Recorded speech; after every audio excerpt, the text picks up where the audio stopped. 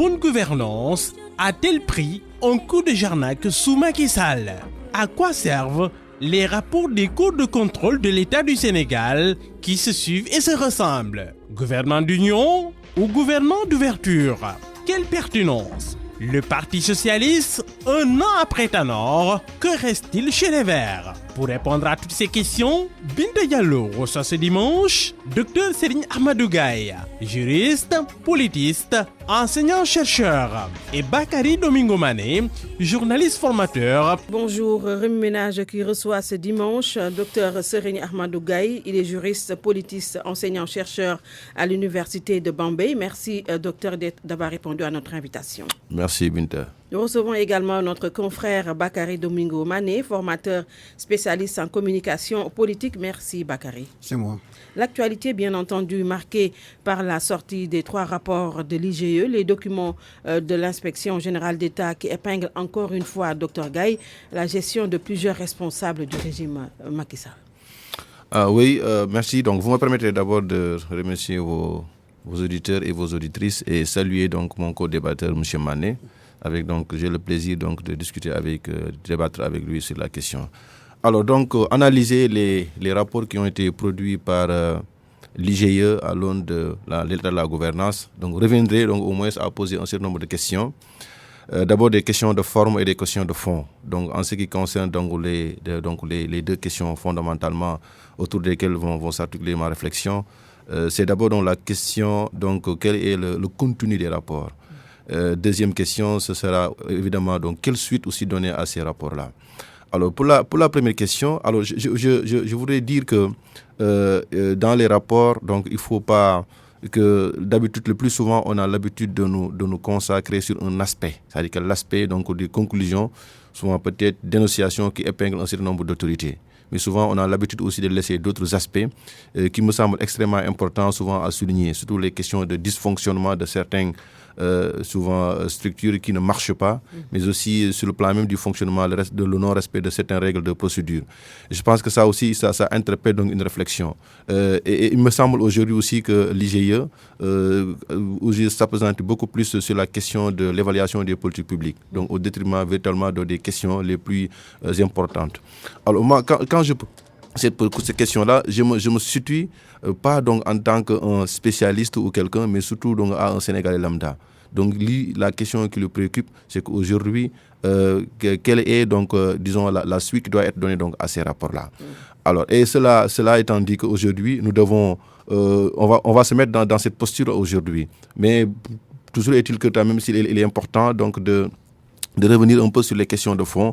Donc, qu'est-ce que l'IGE donc a dit carrément donc dans ses rapports? Quelle est sa mission? Parce que sa mission aussi, c'est une institution, en tout cas, je rappelle une fois de plus, c'est une institution supérieure de contrôle donc financier et disons administratif. Donc, ce n'est pas un organe juridictionnel. Oui. Donc, il fait que le contrôle de conformité, de régularité, donc d'inspection, de vérification, d'audit, mais aussi on l'a ajouté l'évaluation des politiques publiques.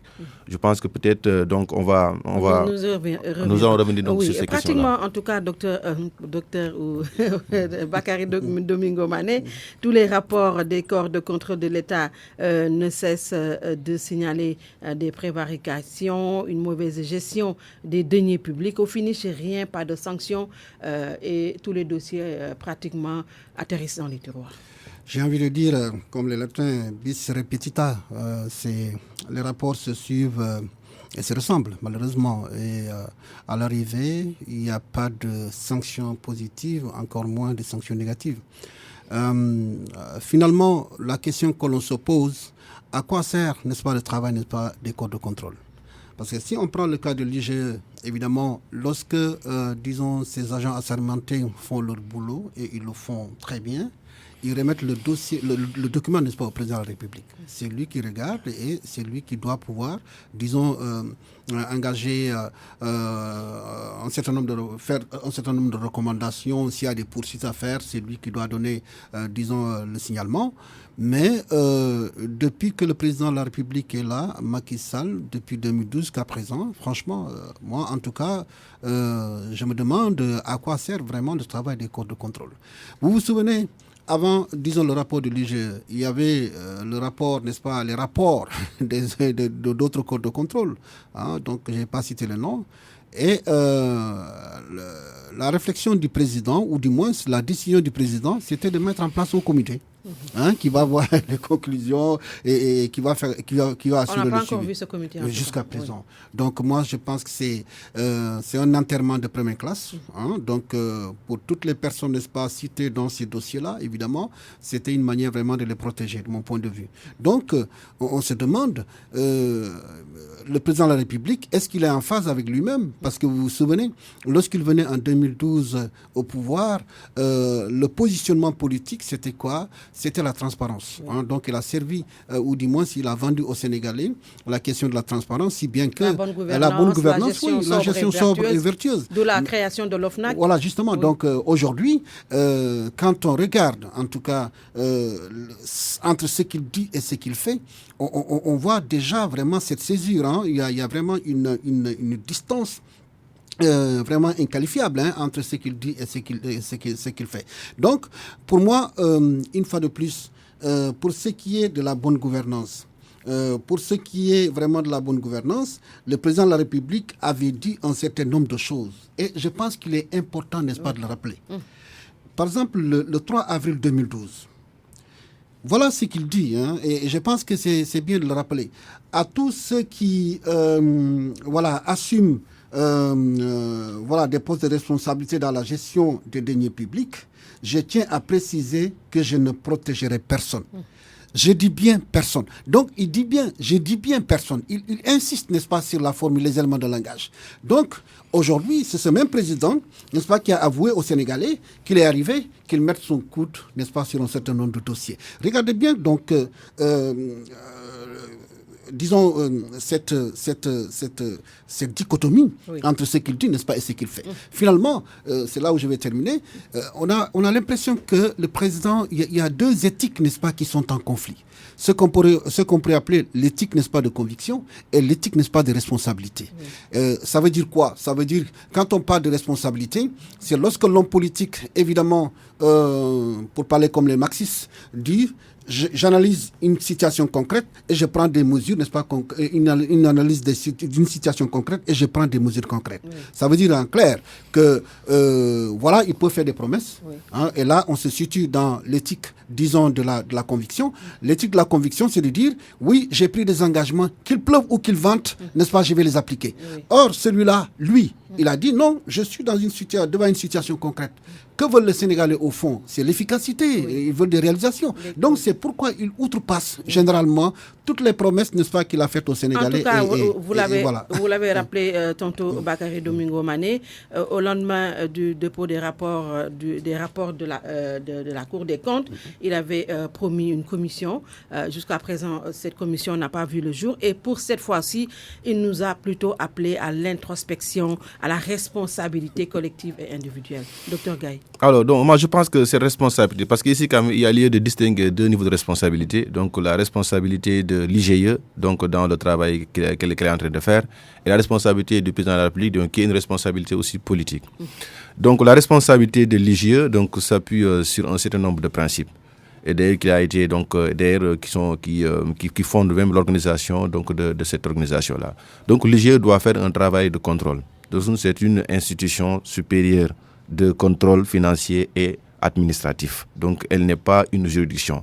Donc, son rôle, c'est de faire un contrôle de conformité et de régularité, donc au regard aussi des textes et lois et règlements. Donc, qui organise donc les services, etc. Et aussi de l'évaluation des politiques publiques. Donc, à ce niveau-là, je pense que l'IGE a fait son travail. Même si on pourrait le reprocher peut-être donc le retard souvent dans la production des rapports. Parce que les rapports devraient être produits de façon épisodique. Absolument. Mais ce qu'on constate, c'est que des fois, ça prend du temps. Déjà, le rapport de 2016, qui devrait sortir depuis très longtemps, vient de sortir 2017-2020. Donc, on ne parle même pas de rapport de 2019, à plus forte raison, le rapport 2020. Donc, ce qui veut dire qu'aussi, il y a un problème. Et ça, c'est un reproche global que les Sénégalais donc, font à cette organisation-là. Parce qu'on ne me dira pas qu'elle n'a pas une autonomie fonctionnelle ou autonomie, parce qu'on leur a disposé donc de budget donc leur permettant de pouvoir même faire des activités. Et ça, je pense que c'est extrêmement important. Ils ont une indépendance organisation, ils ont une indépendance fonctionnelle leur permettant de pouvoir faire ce travail-là. Ça, c'est de un. Mais deuxièmement aussi, on reproche aussi à l'IG des fois, parce que, attention, dans les rapports même d'activité souvent qu'ils produisent, certaines conclusions ne sont pas destinées aux populations, aux citoyens. Et ça, c'est ce qu'on appelle la confidentialité excessive, donc de la part de l'IG. Et alors que ça va en porte-à-faux avec un principe fondamental, un principe constitutionnel fondamental, qui est le principe de la transparence, qui a 4 piliers, dont l'un des piliers les plus importants, c'est l'information des citoyens. Et je pense que c'est là où le bas blesse, parce que ici, quand même, il faut se dire que donc l'IG aujourd'hui, donc il y a certaines conclusions qui sont directement donc adressées au président de la République et qui se doit de prendre des mesures par rapport à ça. Maintenant, venant du côté du président de la République, donc je vais rejoindre un peu donc ce que M. Mané a dit. Effectivement, donc on a l'impression qu'il y a donc une sorte de protection donc de la part de certaines personnes, parce que c'est le président qui l'avait affirmé, et il a affirmé et réaffirmé à travers plusieurs tribunes. Mais le problème qui se pose, c'est qu'il faut faire une analyse encore beaucoup plus approfondie donc de cette chose-là, parce que nous sommes dans un contexte de ce que, en tout cas, disons, Christian, qu'on l'a appelé le contrat social, et aujourd'hui, qu'il y a une autre renégociation du contrat social sénégalais. Donc, c'est une autre forme. Aujourd'hui, comme il y a d'autres aspects qu'il faut prendre en compte, donc les réalités sociologiques, les réalités religieuses, les réalités socio-culturelles, souvent, qui font que le Sénégal, le président de la République, des fois, est un peu pris donc, au piège à travers ce puzzle, quoi. Donc, vraiment, de trucs. Et face à cette situation-là, donc le président de la République donc devrait aujourd'hui quand même, parce que ça commence à disons un peu de banaliser même entre les rapports, parce que les rapports aujourd'hui sont banalisés. Donc les gens lisent et même ne lisent même plus. Donc ils regardent les rapports, donc peut-être regardent ce qui les intéresse, c'est l'épinglement. Mais il y a d'autres aspects même pour moi sur lesquels, pour moi, il y a une chose, il faut qu'une responsabilité soit, parce que l'IGE, tout ce que sa responsable se limite à la production et au dépôt du rapport au président de la République. Maintenant, c'est le président de la République qui a la responsabilité constitutionnelle de prendre ces dossiers et de leur donner une suite favorable. Soit de déposer au niveau du procureur de la République, qui aussi, malheureusement, donc il y a l'opportunité de poursuivre ou ne pas poursuivre. Oui. Donc, et pour poursuivre, ne pas poursuivre. Même si le président dépose et le procureur décide de ne pas poursuivre aussi, rien aussi ne va revenir. D'où la question de Bakary Domingo Mané qui se demandait tantôt à quoi servent donc ces rapports des cours de contrôle de l'État. Moi, je vous demanderai, Bakary, est-ce que ces rapports, finalement, ne sont pas faits à dessein pour les utiliser comme des moyens de pression ou même de chantage? Parce qu'on a vu avec la CRI, 25 personnalités du régime Abdoulaye Wade avaient été épinglées, mais à l'arrivée, on a vu ce qui s'est passé. Ils sont tous allés se barricader chez le président Macky Sall. Oui, on peut évidemment, malheureusement en Afrique, et particulièrement dans notre pays, l'histoire ou du moins la réalité a montré qu'il arrive que le président de la République vraiment utilise vraiment ces rapports-là ou les conclusions de ces rapports vraiment pour régler ses comptes, n'est-ce pas, avec les opposants. Mais mieux que ça, c'est-à-dire au-delà même du fait qu'il utilise là le cas de Khalifa est là. Oui. Donc c'était le rapport de l'IGE et le Karim Wade aussi était là. Mais je pense que ces corps de contrôle, le Sénégal ou du moins Macky Sall en a besoin pour faire bonne figure. Par rapport aux institutions internationales. Oui. Par exemple, quand Transparency International va pointer, on dira vraiment le Sénégal est un modèle de transparence. La bonne gouvernance est un critère. est un critère. Oui. Donc, je pense que ça aussi, dans la création des structures comme l'OFNAC, il y avait vraiment cette préoccupation, n'est-ce pas, du président de la République, renvoyer l'image d'un Sénégal où on joue la carte de la transparence et consorts. Mais cela n'a rien à voir vraiment avec le vécu, avec la réalité, n'est-ce pas, que les Sénégalais connaissent tous les jours. Donc ces rapports-là, une fois de plus, moi je dis, la question de la transparence. Vous vous souvenez aussi, en 2000, c'était le 31 décembre 2012, quand le président dit, dans l'exercice de toute mission de service public, personne ne peut se soustraire à l'obligation de transparence et de rendre compte. Il faisait allusion à qui, en réalité, parce que c'était le dossier, le Karim Wade, en ce moment. Donc, le président était intransigeant. Voilà, donc, et la même intransigeance, évidemment, on ne le lit pas quand il s'agit vraiment de ces hommes. Donc, combien de fois des gens ont été épinglés et promus. Et souvent, c'est des gens qui sont tellement arrogants, en plus. Et trouver dans leur ministère, ils sont tellement arrogants vis-à-vis, n'est-ce pas, des Sénégalais. Et moi, je me dis, quelque part aussi, il faut que le président apprenne à sanctionner. D'autant que il n'a pas une autre présidentielle en perspective. 2004 et 2024, c'est terminé pour lui. Il fait 2 mandats. Donc, en principe, même pas en principe, je pense que vraiment la Constitution est très claire. Oui. Et d'ailleurs, j'ai beaucoup aimé ce qu'avait dit Boukounta la dernière fois. Il dit, même quand les gens ne s'accordent pas vraiment sur, disons, le libellé vraiment de l'article, au moins que les gens se réfèrent à l'esprit, n'est-ce pas, de la loi, à l'esprit de la loi. C'est ce pourquoi vraiment on a institué cette loi-là. Donc il dit, si on se réfère à cela, évidemment on va se retrouver, parce que c'était vraiment la limitation des mandats, et le président de la République l'avait martelé, il l'avait dit et redit, et je pense que ça c'est plié. En tout cas, docteur Gaye, au-delà de l'introspection à la responsabilité collective et individuelle que le président a appelé, il a également donné un deadline à ses ministres qui sont assujettis et qui refusent d'aller déclarer leur patrimoine, d'aller le faire jusqu'à la fin août. C'est le dernier délai. Est-ce qu'il fallait en arriver là? Bon, je pense que oui, mais aujourd'hui, voilà la grande question qu'il faudra se poser. Pourquoi aujourd'hui, depuis presque 15 mois, les ministres refusent? Alors que, ici, je rappelle que les ministres sont saisis par la loi. Ce n'est pas le président de la République normalement qui devrait le dire. Parce que c'est la loi qui dit clairement que toute personne qui dirige donc les institutions, et directeurs, etc., des postes de responsabilité, devrait faire une déclaration donc, de patrimoine. Donc c'est la loi qui a saisi, pas le président qui devrait le faire. Maintenant, il y a un rappel à l'ordre. Donc, qui est lancé par le président de la République, mais on espère bien qu'ils vont le faire. Mais moi, la question que je me pose, est-ce que le président de la République lui-même, donc il a fait une déclaration de patrimoine? On l'a pas entendu. Ouais, on l'a pas entendu, en tout cas du moins. Je sais pas. Bon, peut-être, bon, il y a des trucs. Mais il déjà, devait le faire avant la prestation. Avant même la prestation de serment. Donc, il l'a pas fait. Maintenant, si donc le capitaine, donc vraiment qui dirige le bateau, ne l'a pas fait, je me demanderai aussi, est-ce que donc les autres aussi ne trouveront pas de bonnes raisons pour ne pas le faire. Maintenant, comme aujourd'hui le rappel de l'ordre a été lancé, donc j'espère bien que donc ils vont le faire. Maintenant, ça c'est un. Mais moi, j'ai la question de la sincérité même de ces déclarations-là. Ça aussi, c'est une autre question qu'il faut poser derrière. Le fait de faire des déclarations de patrimoine, c'est trop facile. Donc, on peut déclarer comme on veut, même des biens qu'on n'a pas encore même acquis. Donc, on a toujours donc, des raisons.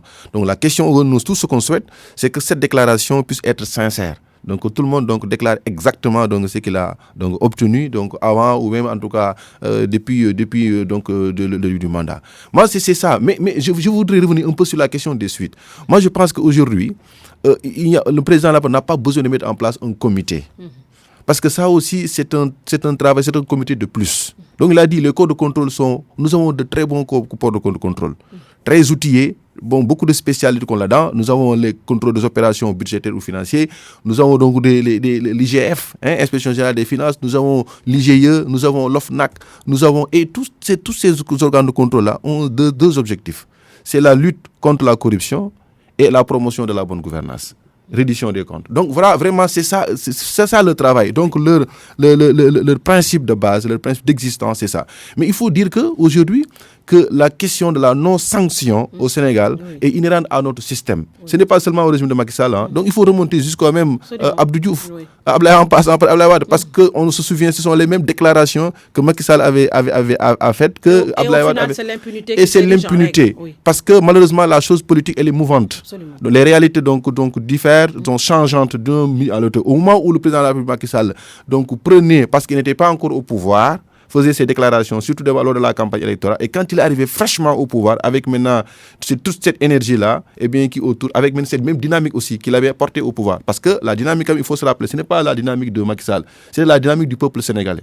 On se souvient de M23, on se souvient de beaucoup de mouvements de protestation qui ont été connus ici et qui avaient un seul mot.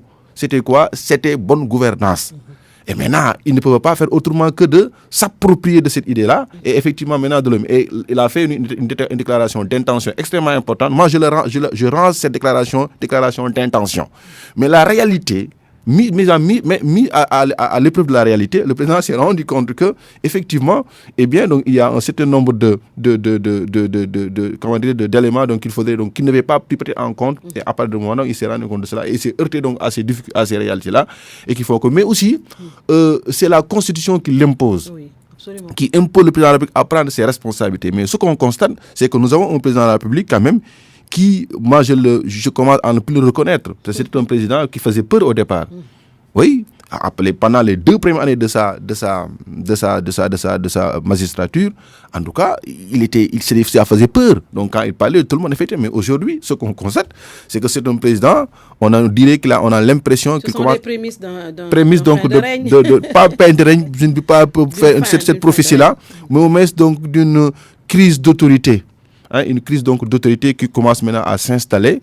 Maintenant, pour X raisons, pour Y raisons. En tout cas, l'ARMP qui est un corps de contrôle de l'État est en porte-à-faux avec la loi Bakary Domingo Mané, si je ne me trompe, parce que son directeur général qui devait partir à la retraite depuis très longtemps a été maintenu à la tête de l'ARMP. Il faut aussi que l'on respecte la loi par rapport à cela. Et aujourd'hui, je vais encore vous poser la question sur les ministres qui manipulent les deniers publics, l'argent du contribuable, et qui ont pris la responsabilité sur eux d'aller pas déclarer leur patrimoine à l'entrée et à la sortie également, ils devraient le faire. Qu'est-ce qui se passe derrière? Oui, ce qui se passe, il faut le chercher un peu dans le communiqué du Conseil des ministres. J'entends les gens dire, oui, le président de la République a fait injonction Attends, les éléments de langage dans ce communiqué, le président de la République rappelle aux ministres, n'est-ce pas, qui n'ont pas encore déclaré leur patrimoine de le faire. Il rappelle. Oui. Donc, quand on prend cet élément de langage-là, on se rend compte qu'il y a une certaine gêne, n'est-ce pas, du chef, du fait de ce que Dr Gaye vient de dire. Il s'est dit que le président de la République lui-même, n'est-ce pas, n'a pas déclaré, n'est-ce pas, n'a pas fait déclaration de patrimoine. Donc, dans les éléments de langage, on peut voir, n'est-ce pas, cette gêne-là. Mais pour moi, il l'avait fait lors de son premier... Oui, ça c'est... Mais pour cette présidentielle, cette fois-ci, il ne l'a pas encore fait. Oui. Donc, on parle de cette fois-ci. C'est pourquoi il rappelle, n'est-ce pas, au ministre de ne pas faire. Donc, pour moi, c'est le président de la République qui doit prendre... On avait déclaré qu'il avait 8 milliards. Bon, ça s'est dit. Voilà, on ne sait pas. À hauteur de combien le président pèse. On ne sait pas tellement. Mais ce qui est important, c'est que quand il dit, oui, je veux qu'il le fasse avant, au plus tard, n'est-ce pas, au mois d'août. Fin août. Cette déclaration intervient dans quel contexte? Parce que quand on analyse aussi un fait politique, regardons le contexte. Le contexte, c'est quoi? C'est que le rapport de l'IGE vient de tomber. Donc, peut-être les gens s'attendaient à ce qu'ils nous disent ce qui est à l'intérieur vraiment de ce rapport-là. Oui. Tout de suite, il sort. Vraiment, voilà quoi. Donc, cette histoire de déclaration, je me demande, est-ce que ce n'est pas pour amuser la galerie? C'est les questions que je me pose, finalement. Est-ce qu'il n'est pas en train de détourner le Sénégal de l'essentiel? Voilà, ça c'est le premier niveau. Deuxièmement, la déclaration de patrimoine. Ça peut régler une chose au niveau du président, excusez-moi, de la République. Quand il va se rendre compte que tel ministre a les moyens. Oui. Parce que de plus en plus, nous avons des ministres qui ont des réserves privées. Avec les gazelles Oryx, je pensais que simplement c'est le ministre de l'Environnement, n'est-ce pas, qui s'est fait le plaisir, n'est-ce pas, de prendre nos gazelles. Mais il semble qu'Aline Goundiagne aussi, et d'autres ministres aussi auraient vraiment des réserves privées. Donc, quand des ministres ont des réserves privées, ça veut dire qu'ils ont de l'argent. Certainement, c'est des milliardaires.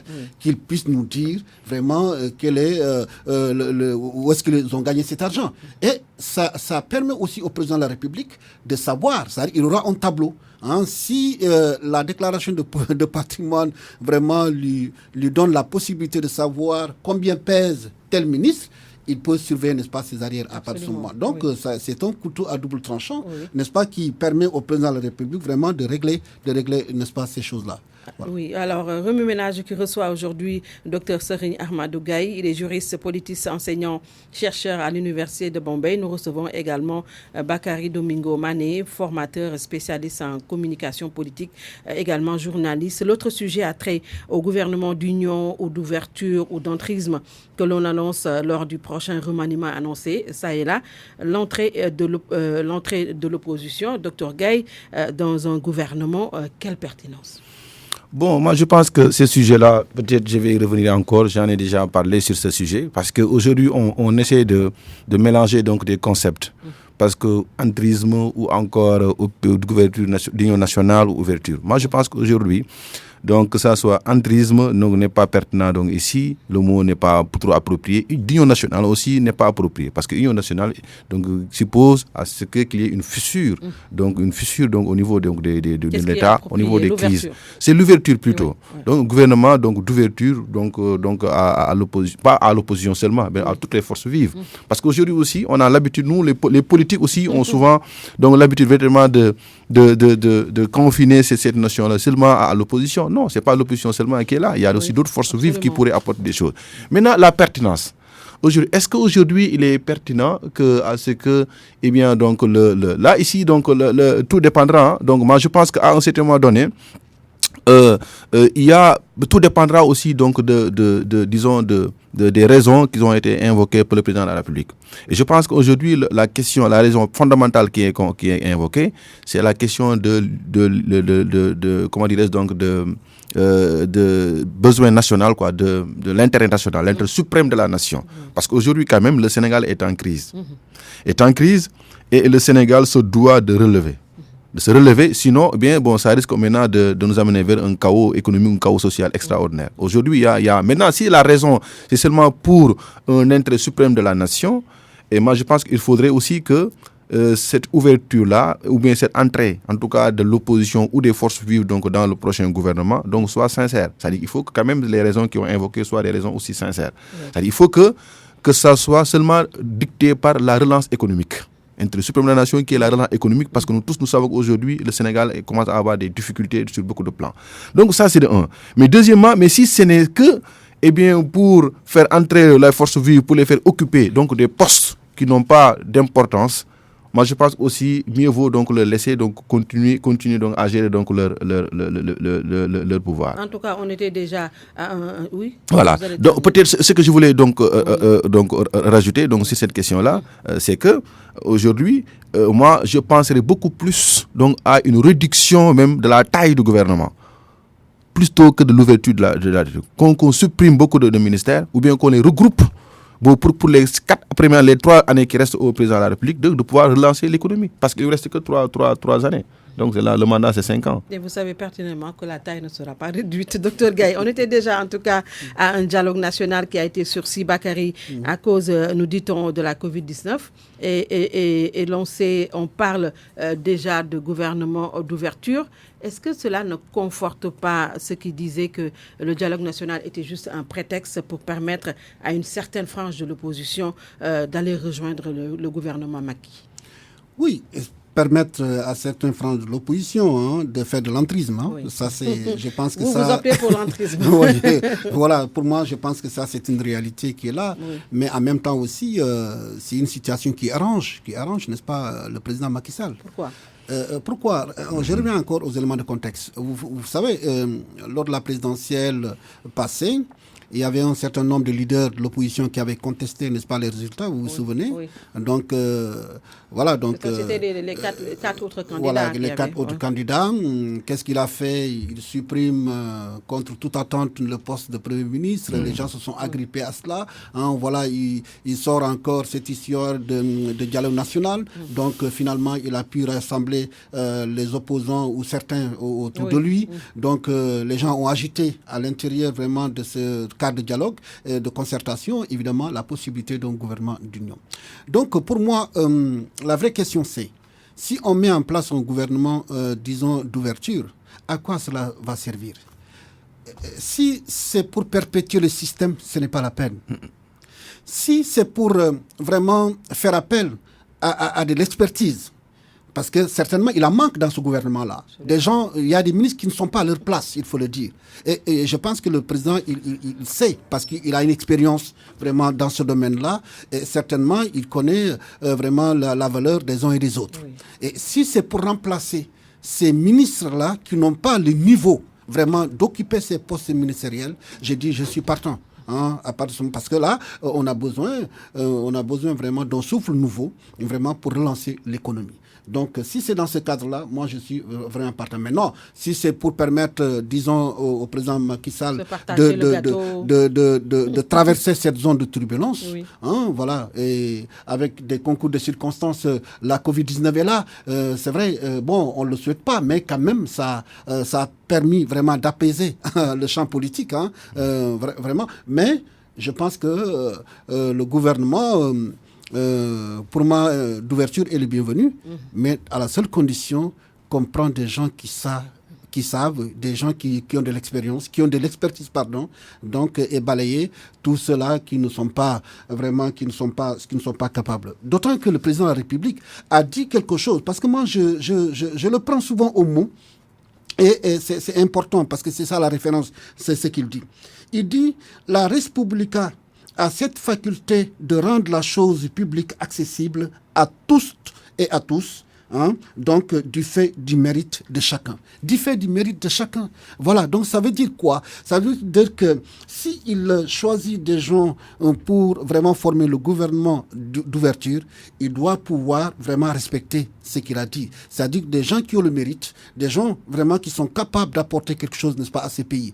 Ne pas se lancer ou du moins rester dans une logique purement partisane, donc qui fait qu'aujourd'hui, nous avons ces ministres-là qui n'ont même pas du tout le niveau. Ça, il faut le dire. Il y a des secteurs qui, ça ne va pas du tout. Ça, c'est pas la peine vraiment de nous faire vraiment, disons, le tableau. Tout le monde le sait. Je pense que le président de la République est en train de réfléchir à cela.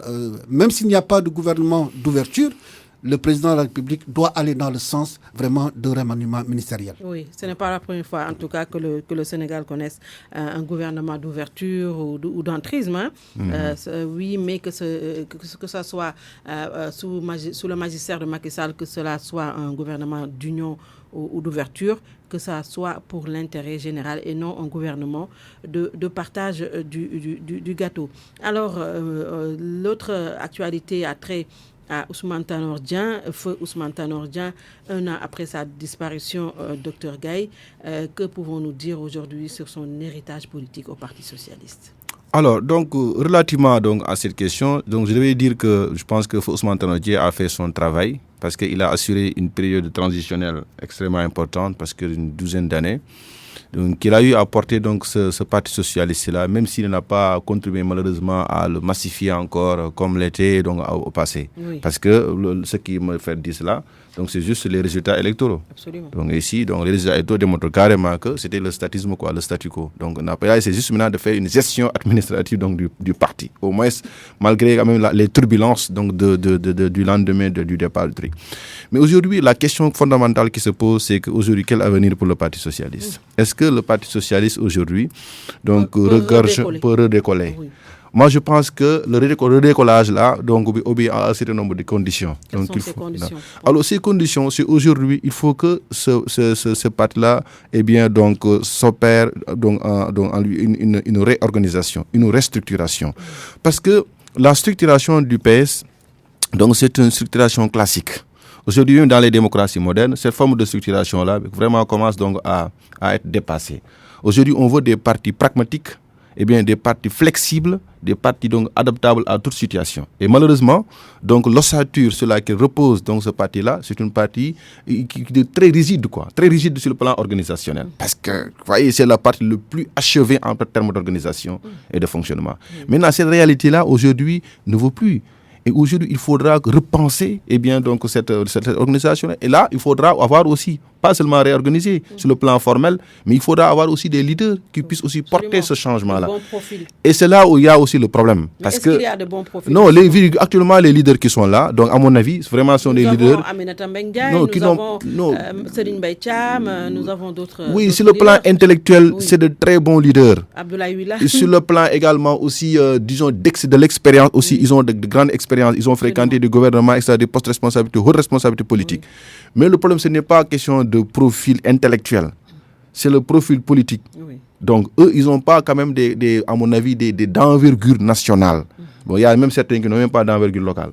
Donc ça aussi, qui ne peut même pas gagner donc une commune, qui ne peut pas gagner maintenant une commune rurale, a plus forte raison maintenant de gagner donc une élection. Ça, c'est vraiment une autre question. Moi, je pense aujourd'hui, le PS a besoin donc d'un leader très flexible, donc qui a une ouverture d'esprit. Ça ne peut pas carrément l'idéologie sociale, parce que aujourd'hui c'est la fin des idéologies. Il n'y a plus d'idéologie. Aujourd'hui, c'est une question, c'est des partis pragmatiques, donc des partis qui savent, qui savent rassembler donc les personnes et qui savent aussi donc prendre donc des décisions vite et bien.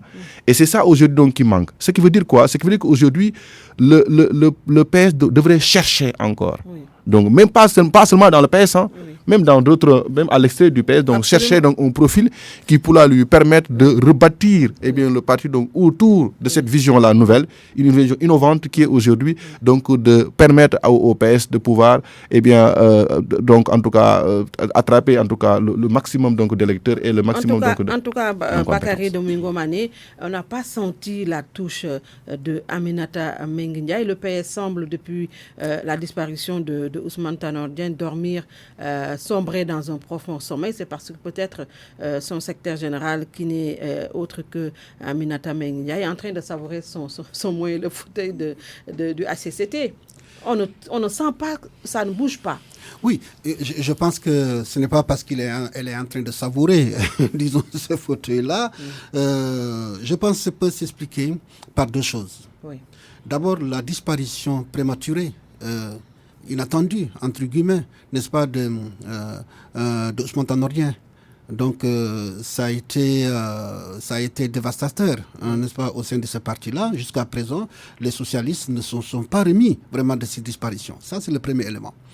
Le second élément, c'est la Covid-19, qui vraiment a constitué un coup de frein à toutes les activités politiques.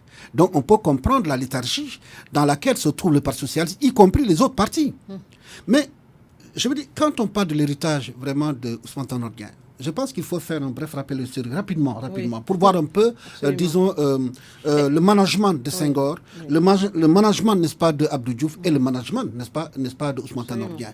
Le management de Senghor avait mis l'accent sur quoi? Sur l'ouverture, n'est-ce pas, et la fusion. C'est-à-dire qu'à la limite, c'était vraiment, il était dans une logique expansionniste, hein, voilà, donc, et qui s'adaptait, qui essayait d'adapter, disons, le parti à toutes les mutations politiques. Ça veut dire quoi? Il avait créé le BDS, ensuite le BPS, ensuite l'UPS, enfin le PS. Donc, les différentes créations répondaient à des mutations politiques. Voilà. Donc, le Senghor a vraiment a ouvert vraiment le parti à l'extérieur et en même temps n'hésitait pas à phagocyter certains partis. Et ça n'a pas été le cas, n'est-ce pas, avec Diouf. Quand Diouf est arrivé, il a commencé aussitôt la désenghorisation. Hein, voilà. Donc, tous les vieux mammouths, c'est des partis vraiment... voilà, bref. Ce qui a été à l'origine de la CREI, d'ailleurs. Voilà. Donc, il y a tout cela. Et ensuite, maintenant, en 1996...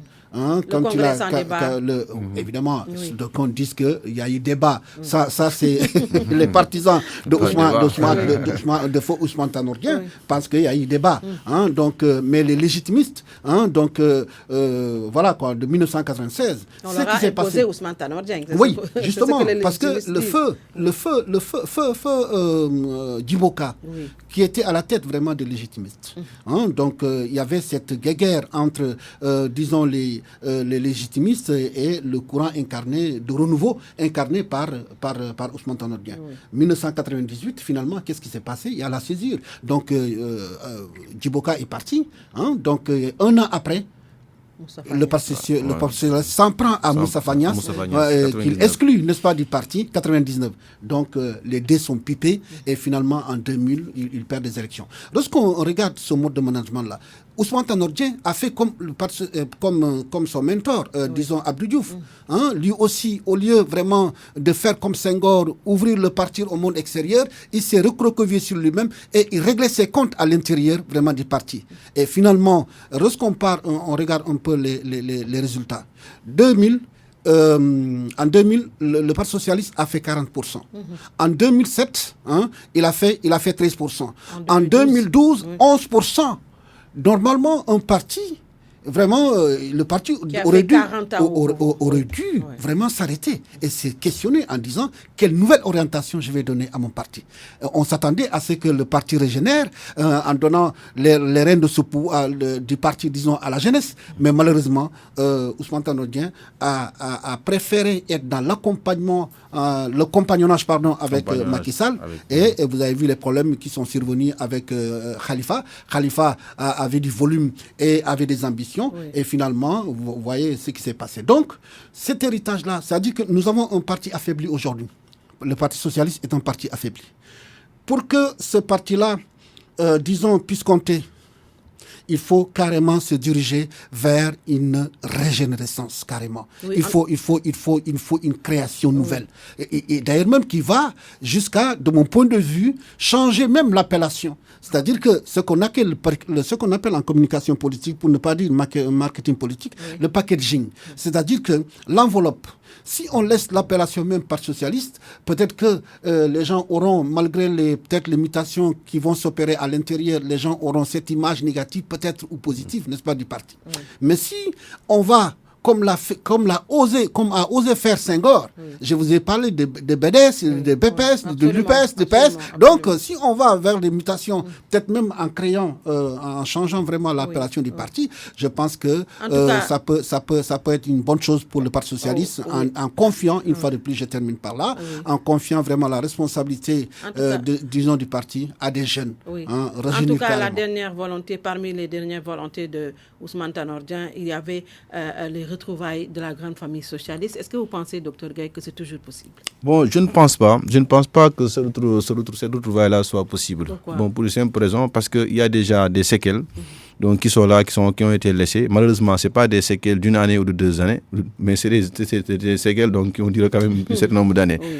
Donc, aujourd'hui, le problème, malheureusement, comme on dit, il n'a pas eu le temps de réorganiser le parti donc, avant de partir. Bon, c'est vrai, il avait manifesté cette ambition-là, cette volonté de réorganiser donc, la famille, mais malheureusement, donc, il est parti avant la réalisation.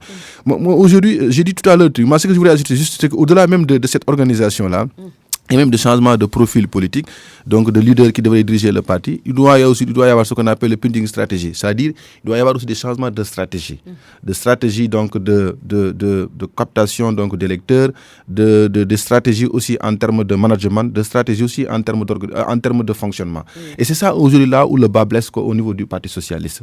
Aujourd'hui quand même, pour que le Parti socialiste puisse se retrouver, je n'exclus pas ce que M. Mané a dit, je pense que c'est important, même changer de nom. Parce que oui, donc ça aussi, ça constitue aujourd'hui un petit frein donc, psychologique. Donc, il y a certains, chaque fois qu'ils entendent donc, Parti socialiste, ils assimilent Parti socialiste à la personne Ousmane Tanor Dieng ou Abdou Diouf ou Senghor. Et je pense aujourd'hui, pourquoi pas aussi même changer le nom, même s'ils vont garder en tout cas donc, le principe de base donc de socialisme, oui, mais quand même changer donc de stratégie et changer donc de personne. Voilà un peu donc moi je pense que les seuls moyens qui pourraient permettre au Parti socialiste. Ce sera la dernière question, Bakary. On a quand même entendu le porte-parole du Parti socialiste, Abdoulaye Wilane, sur le plateau de TFM dans Info au matin, dire que le PS aura son candidat quand même en 2024 dans un contexte de 3e mandat qui n'est pas encore clair, alors que le PS avait quand même dit qu'ils allaient gagner ensemble et gouverner ensemble. Oui, certainement. Abdoulaye Wilane a répondu à la question, n'est-ce pas, d'un confrère. Et je pense que ça, c'est une évidence. En 2024, le Parti socialiste a des ambitions. C'est une façon de dire que Macky Sall ne sera plus là en 2024. Ah oui, mais c'est évident. Parce que pour lui, pour Wilane et pour les socialistes, la question ne se pose même pas. Macky Sall ne va pas se présenter en 2024. Telle est la volonté de la Constitution du Sénégal. Donc, à partir de ce moment-là, évidemment, on ne peut pas ne pas afficher, n'est-ce pas, ses ambitions. Que le Parti socialiste le dise maintenant ou le dise après, c'est vrai que le débat, ce n'est pas maintenant. Hein. Nous sommes à un an de magistère, n'est-ce pas, du président fraîchement réélu. Donc, c'est pas la peine, vraiment, c'est pas le moment de poser le débat. Mais que ça soit maintenant ou bien en 2023, dans tous les cas, le Parti socialiste aura son candidat parce que Macky Sall, c'est terminé pour lui. Comme l'a dit la Constitution, il ne va pas se représenter vraiment pour un 3e mandat. Voilà. Merci beaucoup à nos invités, Dr Serigne Ahmadou Gaye, juriste, politiste, enseignant-chercheur à l'Université de Bombay. Merci également infiniment à Bakary Domingo Mané, journaliste formateur spécialiste en communication politique. Merci d'avoir suivi. Bon dimanche. Merci beaucoup.